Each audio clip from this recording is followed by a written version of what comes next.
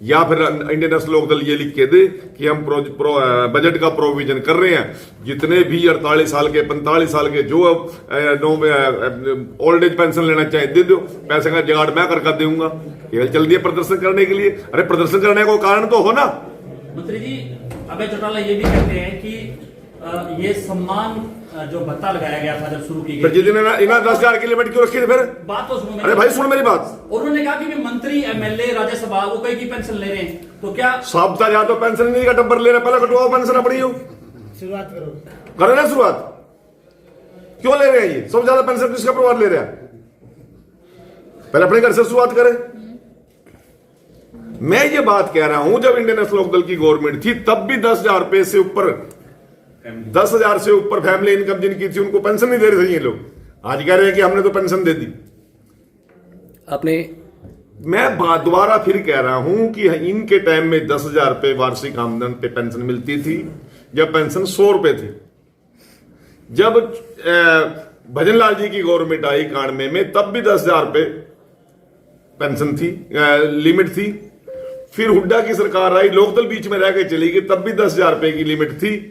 फिर हुड्डा जी की सरकार 2011-12 में उन्होंने 9-10 में लोकसभा विधानसभा चुनाव से पहले 50,000 की लिमिट करी।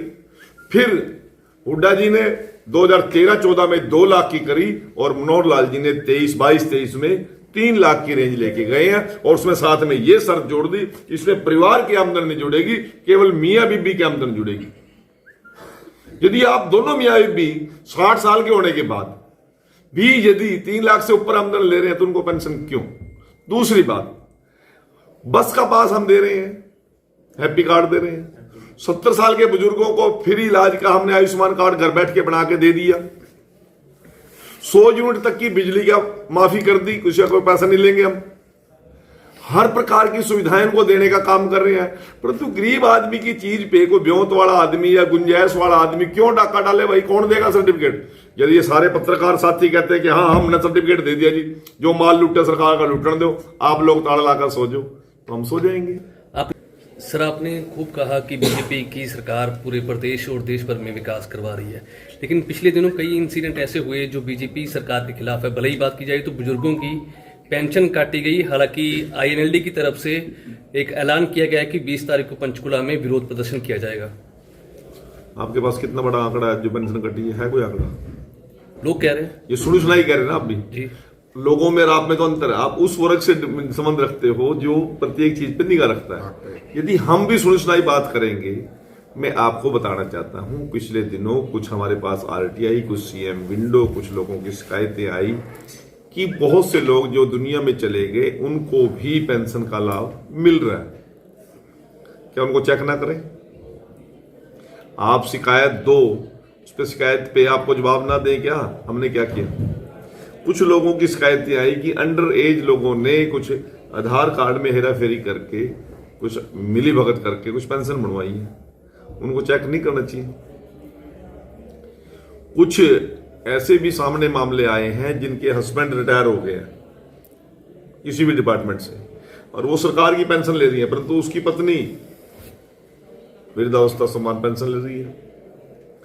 इन सभी को चेक आउट करने के लिए लगभग 1,37,38,000 का डाटा था। इसमें 1 लाख लोग मृत पाए गए हैं। अब मृत लोग आईएनएलडी को आके कह रहे हैं कि हमारी पेंशन काट दी। 37,000 लोगों की पेंशन हमने एक आदमी की अभी तक नहीं काटी। हम सिर्फ वेरिफिकेशन कर रहे हैं, उनकी एज प्रूफ चेक कर रहे हैं, उनका आमदन का चेक कर रहे हैं, उनका डोमिसाइल चेक कर रहे हैं। और यदि ठीक पाया जाएगा तो मैं पेंशन विभाग का मंत्री होने के नाते आपके माध्यम से यह बात कह रहा हूं कि विद एरियर उनको पेंशन देने का काम करें। तो क्या आपको लगता है कि इस मामले को लेकर कोई अधिकारी या कर्मचारी की लापरवाही भी हो सकती है? किसी की लापरवाही नहीं, शिकायत आएगी तो सबकी से जांच करनी पड़ेगी। मंत्री किसी की लापरवाही नहीं है। और रही बात आंदोलन करने की, प्रदर्शन करने की, आईएनएलडी को 100 का तो करे ना, कौन रोक रहा है? रोज करे, परंतु जनता के बीच में क्या लेके जाएंगे? यदि या जिन लोगों की हम समीक्षा कर रहे हैं, चेकिंग कर रहे हैं, यदि वो गलत पाए जाते हैं तो लेके जाएगा क्या वैसे उनको? ये गलत लोग हैं, इनको पेंशन दो।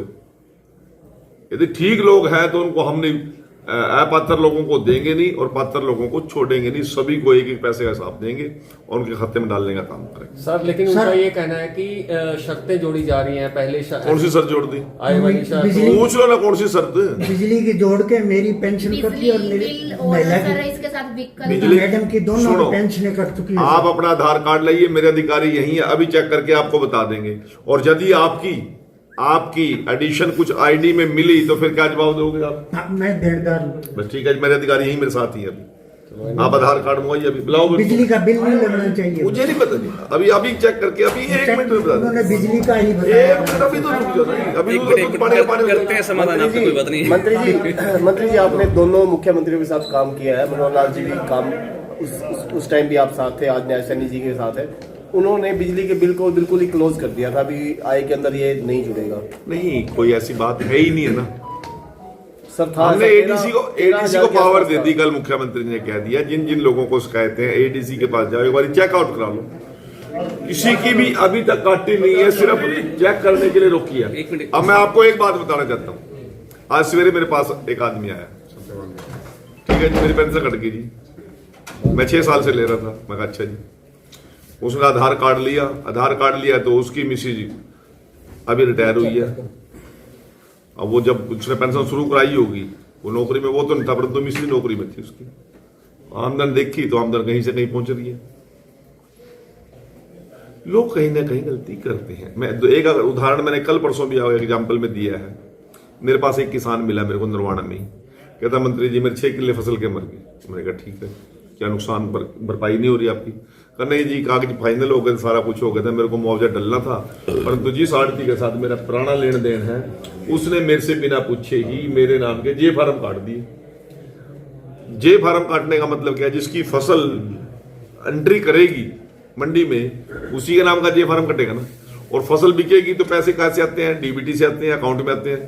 एक तरफ तो वो आदमी अपनी फसल बेच के जा रहा है और अकाउंट में पैसे लेके जा रहा है, दूसरी तरफ मुआवजा मांग रहा है। उसको मुआवजा मिलना चाहिए या नहीं मिलना चाहिए? आप बताइए मुझे। हाँ ना बताइए ना, नहीं बता दो ना आप। मैं एक वैसे मैं- चलो, मेरी बात- आपकी बात से सहमत हूँ मैं। सहमत हो ना? अब पूरी बात ये मेरी जैसे पूरी बात नहीं हुई ना, फिर मेरी बात पूरी सवाल मेरे से कर रहे हैं। जी, जी, जी। पूरी बात किससे करोगे?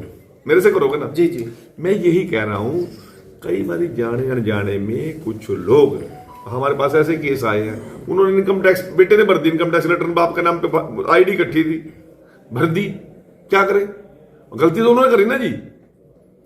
दूसरी बात, एक आदमी के नाम पे जीएसटी चल रही है, जीएसटी का अकाउंट चल रहा है उसके नाम से, बढ़िया कारोबार है गारमेंट्स का, तो पैसे आ रहे हैं जा रहे हैं, ट्रांजेक्शन हो रही है, तो फिर क्या करें?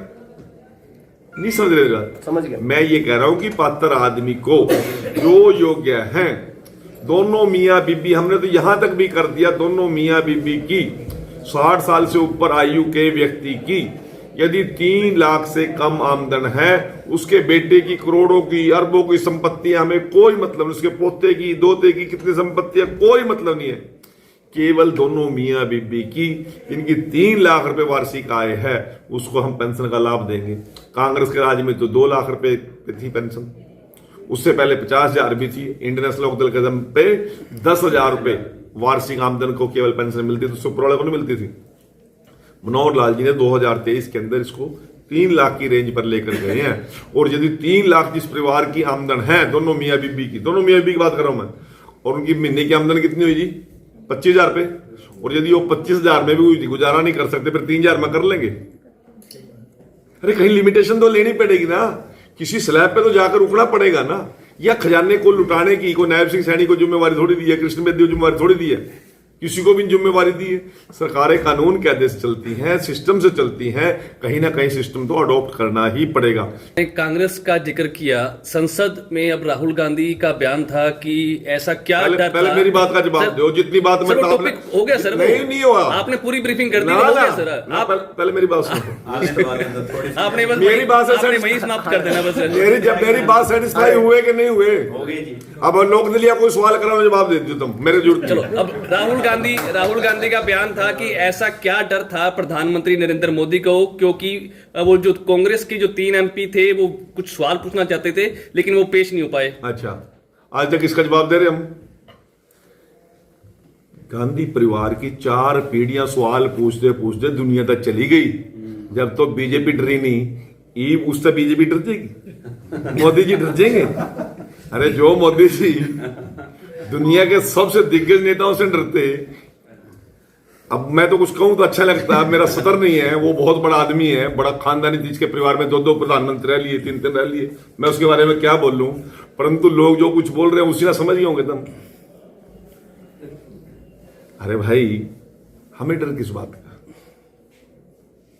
बोफोर्स कांड करें वो, जीप कांड करें वो, कोयला कांड करें वो, चीनी कांड करें वो, विदेशी शक्तियों के हाथ में खेल ले वो, देश के सैनिकों पर डाउट करें वो, पाकिस्तानी आतंकवादियों को हमारी सरकार आने के बाद हम उनको छोड़ देंगे, करोड़ करोड़ रुपए मुआवजा देंगे, ये बोल रहे हैं वो, किसान को अपमानित करें वो। करे डर गया मोदी, मोदी क्यों डर गया भाई?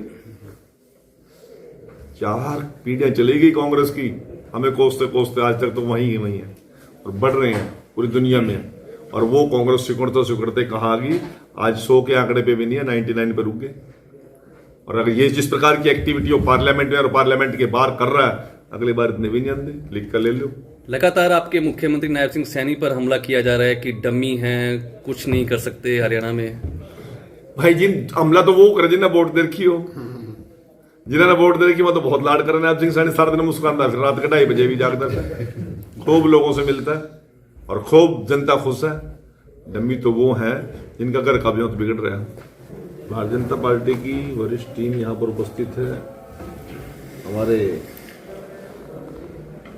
आदरणीय जगदीश चोपड़ा जी, नगर परिषद के चेयरपर्सन भाई शांति स्वरूप जी, अमित चंद जी, गुरुदेव राय जी, भाई सुरेश जी, आदरणीय भाई खेरवाल जी, सागर जी, हमारे जांगड़ा साहब, पूर्व जिलाध्यक्ष शीशपाल जी कंबोज, आदरणीय भाई मक्खनलाल जी सिंगला, भूपेश मेहता जी, भाई बलिंदर जोशन जी और सभी वरिष्ठतम कार्यकर्ता यहाँ पर आज एक गोष्ठी को लेकर हम इकट्ठे हुए हैं। समर्पण दिवस हम पूरे देश के अंदर आज का हमने तय किया है। विभिन्न प्रकार के कार्यक्रम आज पूरे देश के अंदर, परम श्रद्धेय अंत्योदय इनका मूल मंत्र था, और पूरे विश्व के अंदर जिन लोगों ने एक ऐसी विचार और सोच को लेकर एक ऐसे राजनीतिक संगठन और दल को आगे बढ़ाने का काम किया, जिसका मूल मंत्र ही ये था कि अंतिम पायदान पर जो व्यक्ति खड़ा है, शोषित है, पीड़ित है, उपेक्षित है, कमजोर है, लाचार है, प्रजातांत्रिक तरीके में जो सरकारें बनती हैं, उस सरकार के माध्यम से उसका किस प्रकार से उत्थान किया जा सके, उसके बच्चे के पेट में रोटी भी हो, तन पे कपड़ा भी हो, पाँव में जूती भी हो, शिक्षा भी हो, दवाई भी हो, न्याय भी हो। ये सोच जनसंघ के हमारे द्वितीय अध्यक्ष और प्रथम हमारे राष्ट्रीय महामंत्री दीनदयाल उपाध्याय जी ने सोच पैदा की। आज देश के प्रधानमंत्री नरेंद्र मोदी जी, या इससे पूर्व अटल बिहारी वाजपेयी जी, या हमारे विभिन्न प्रदेशों के अंदर जो मुख्यमंत्री की जिम्मेवारी निभा रही है, हमारी सरकारें जो चल रही हैं, वो सभी इसी मूल मंत्र पर हम चल रहे हैं। और उसका सबसे बड़ा उदाहरण, चाहे कोरोना काल जैसी महामारी हो, चाहे बीपीएल के माध्यम से गरीब का बच्चा भूखे पेट न सोए, उसके लिए 2 रुपए किलो गेहूं और 3 रुपए किलो चावल देने की बात हो, गरीब बहनों को उनका स्वास्थ्य खराब ना हो,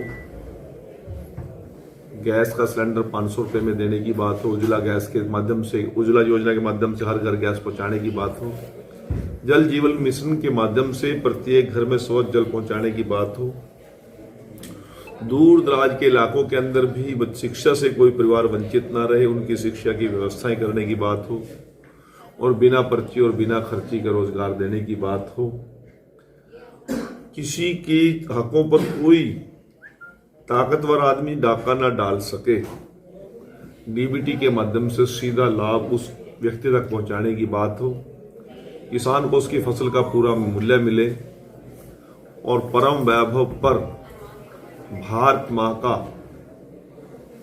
शीर्षतम नेतृत्व में नाम हो, इस सोच को लेकर हमारा पूरा संगठन, पूरी विचारधारा, चली हुई है, और उस सब की यदि मूल मंत्र देने का काम किया तो पंडित दीनदयाल उपाध्याय जी ने किया। आज उनके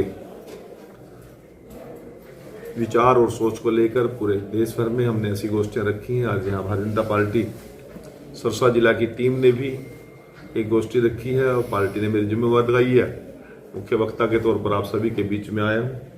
आप सभी ने काफ़ी देर पहले से मेरा इंतजार कर रहे हैं, सभी पत्रकार छायाकार साथियों का, जहाँ मैं आभार प्रकट करता हूँ। वहाँ आपको एक विश्वास भी दिलाते हैं कि आपके माध्यम से जितने भी लोग आपके इस कार्यक्रम को, इस गोष्ठी को या इस प्रेस कॉन्फ्रेंस को देखेंगे, सभी के लिए न्याय, शिक्षा, चिकित्सा और सुरक्षा हमारी सरकार का परम ध्येय है। कोई भी गुंडा तत्व किसी गरीब को, लाचार को, बेबस को, मजबूर को, मेरी बहन बेटी की तरफ आंख उठाकर न देखे, ऐसी व्यवस्था नायब सिंह सैनी की सरकार ने की है। इसी प्रकार से चिकित्सा के बिना कोई बीमार आदमी इलाज इसका ना हो सके, ऐसी व्यवस्था हमारी सरकार कर रही है। और प्रत्येक घर में शिक्षा का उजियारा पहुंचे, वो व्यवस्था हमारी सरकार ने की है। इस सोच को लेकर चले हुए हैं। आप सभी का बहुत बहुत धन्यवाद।